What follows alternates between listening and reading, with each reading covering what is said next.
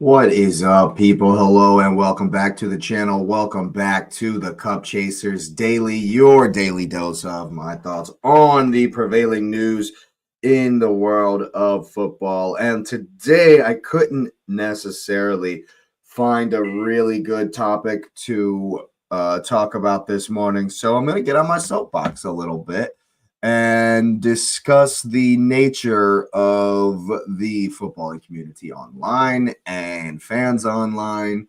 And, sometimes there's a little bit of a hypocritical nature to the way we post and speak and do things on the internet. And I just wanted to call it out a little bit, speak on it a little bit, and give my thoughts on how it's kind of annoying me a little bit in that people are inconsistent, people are rage baiting, people are just out here for clicks. And I understand it, it's the world we live in today, but that doesn't mean I'm not going to speak on it.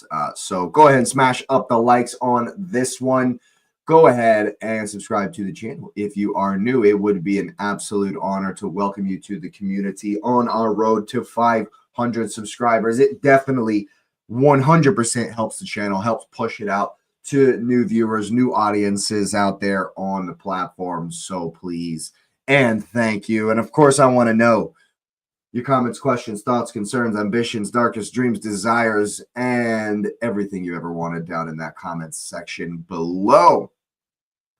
All right, now, the real motivation for this video, for this topic, comes from the fact that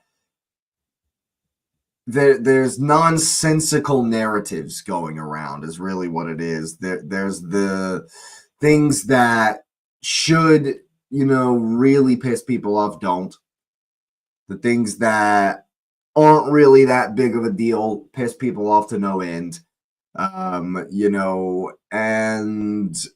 it's very tribal. It's all very, very, very tribal. I don't think football fans necessarily care about the consistency of things. They don't necessarily care about, maintaining the integrity of the game itself. I feel like there's a lot of this in online.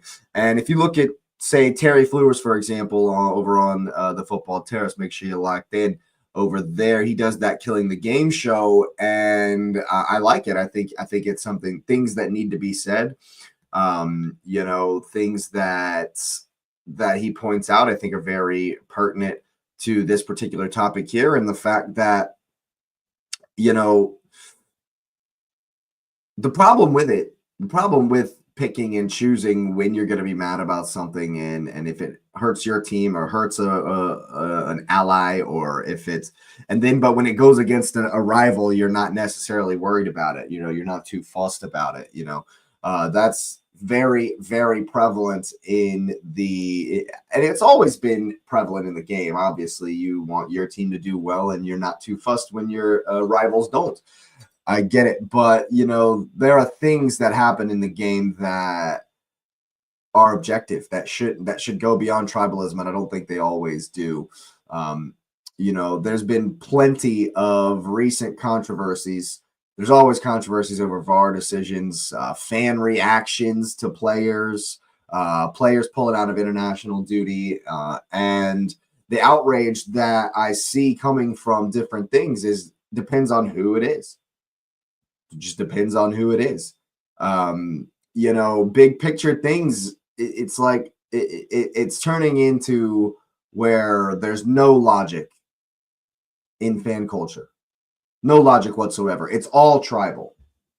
And I get it. I do get tribalism. Obviously, I enjoy the banter. I enjoy, putting Spurs down or whatever. And, I enjoy making jokes and all of that stuff. But when it comes to like actually speaking on things that are going on in the world of football, there's too many. There's such a high percentage of fans that don't stink.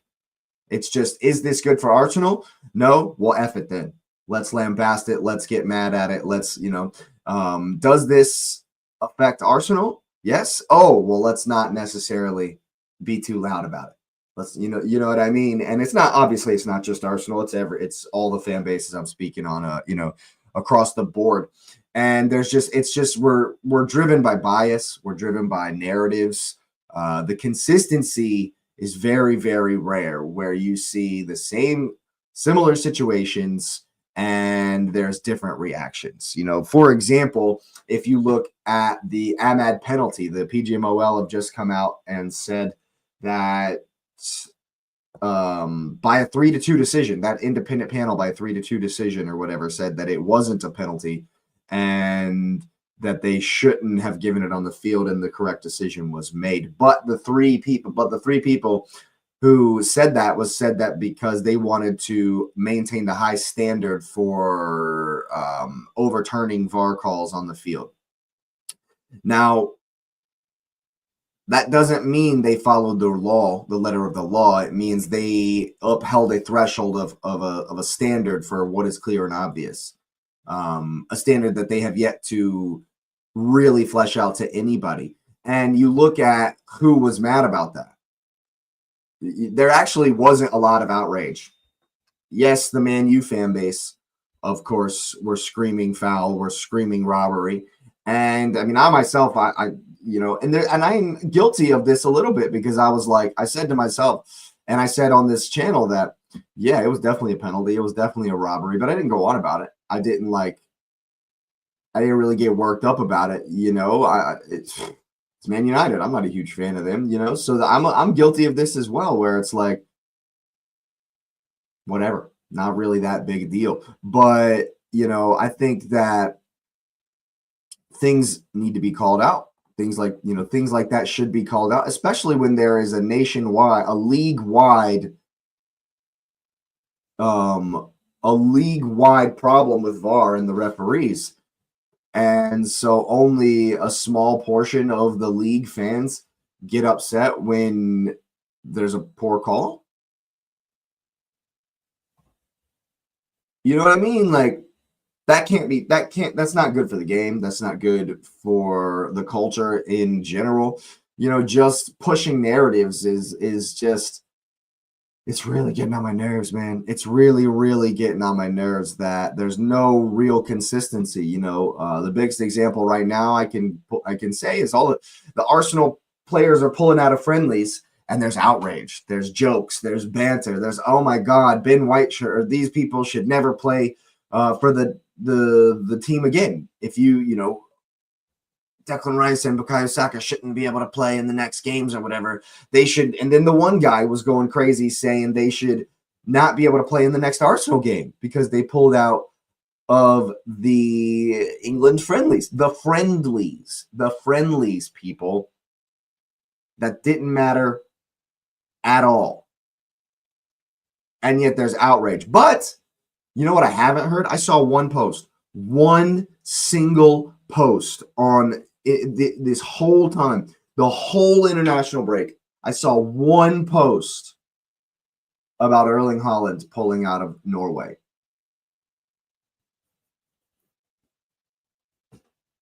One.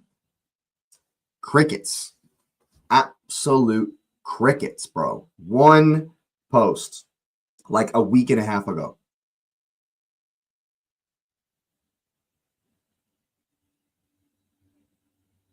So what are you actually mad about? What are you actually mad about? What are you actually mad about here, people? The fact that players are pulling out of friendlies so they don't get injured and they can get some rest because they're overworked and have played way too many minutes?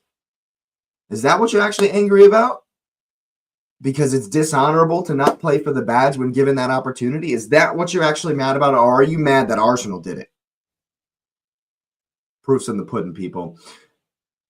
An easy example, of course, is the VAR decisions. Another is VAR decisions. You get a horrible VAR decision go against you, and it's like, oh, VAR is shit, VAR is broken. The people running it are idiots. That needs to be looked at. That needs to be checked. VAR is this, VAR is that. But when a decision goes for your team, and once again, I'm the same. I'm in the same boat. I'm not saying I'm on my high horse here. I'll do the same thing. The same decision when it benefits your team, the narrative, the language, is even for me is more like, yeah, well, the VAR is shit for everybody. It's bad for everybody. That's just the way it is. But then like when it goes against Arsenal, sometimes I'll get really, really upset and I'll be like, man, this is terrible there, and the little bit of poor pitiful me comes into it. The little bit of, oh, they're against me. Oh, they're coming for me specifically. And it's not just Arsenal fans that do that. Every team has done that. Oh, we get the worst of the VAR decisions. But what nobody really wants to speak on, well, not and this is not absolute. There are many people speaking on it, but a lot of the times those same fans will not go against VAR itself, will not say, oh, the real problem is this or the real issue is this, because they're doing it to everybody. No, they're just saying, you know what sucks to suck, because they do it to everybody. It's not like a we should look at the problem kind of thing. It's a, oh, that happened to you, haha kind of thing. And I've been guilty of that over the years. I'm not perfect, but a lot of the times these kinds of things need objective lenses, and we fail as a fan culture. We fail a lot of the time to find that objectivity. Another example is when a player is struggling. What's up, Lumen? Thanks for always being here. Hope you're well. Another one is that when a player is struggling at one place, you're like, oh, he's finished. He's absolutely finished. But 4 months later, when he's at another team, oh, he's world class. He's amazing again. Because it fits the narrative or whatever. It's all based on trying to push narratives and convenience of things. And it's for me, it's getting a little annoying.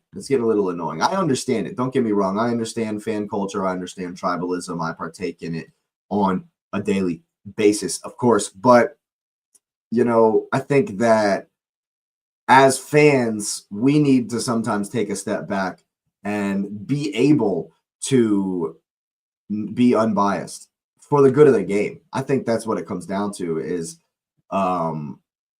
a lot of people would say the game is going in a direction that we don't really want, but we are also responsible for those things. The fan culture, especially online, we are responsible for making that. And so the tribalism to a fault, for just the reason that I love the club, it is harming the game, I think. For me, and then another good example, of course, would be when you look at a national side and you're biased about the club that a certain person came from, and booing players when you don't know the full story, lambasting people online when you've gotten half a story or whatever. I don't think that necessarily Ben White was booed because he was Arsenal. I think that was a whole other thing as far as being booed. But, not knowing the whole story of things and then just booing because the guy next to you is booing, I think there's too much of that. There's too much piling on online just because someone is getting pointed at the moment. Fans don't want consistency these days.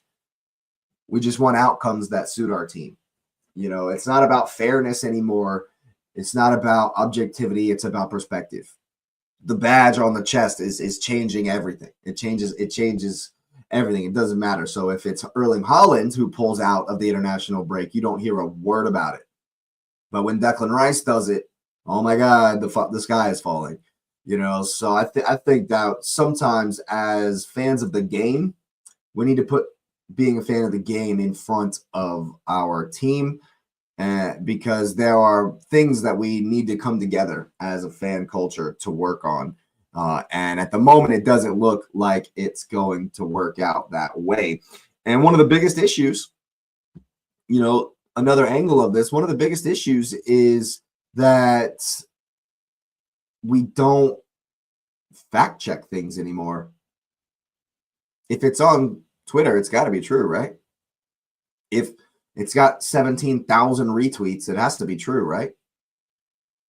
If it's a flashy, catchy post on Instagram with a cool reel and a nice, a nice story, there's no need to check it. It's got to be true, right? This mentality of it's not convenient to do 10 minutes of research. It's going to take me too long to figure out if this is right. I'm just going to throw it back out there. That, I think, is the single biggest issue in fan culture right now. That's why I did the video a couple days ago on the Man City 60-point deduction being a crock of bullshit.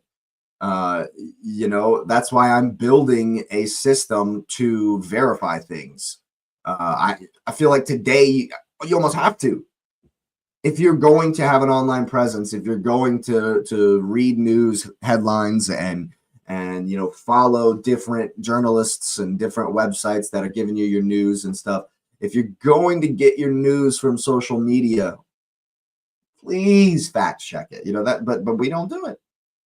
We don't do it, and I don't think the pattern is going to change. Social media is amplifying this because click-worthy content isn't objective, isn't calm, isn't stating statements of fact and having people's reactions to it. That's not what gets clicks. Clicks these days come from crazy headlines, from saying things like Liam Rossinier is sacked in your title, and then when people actually click on it, what you're discussing is, oh, well, he might get sacked, maybe, but in your title, it says, oh, Pep Guardiola will leave at the end of the season, when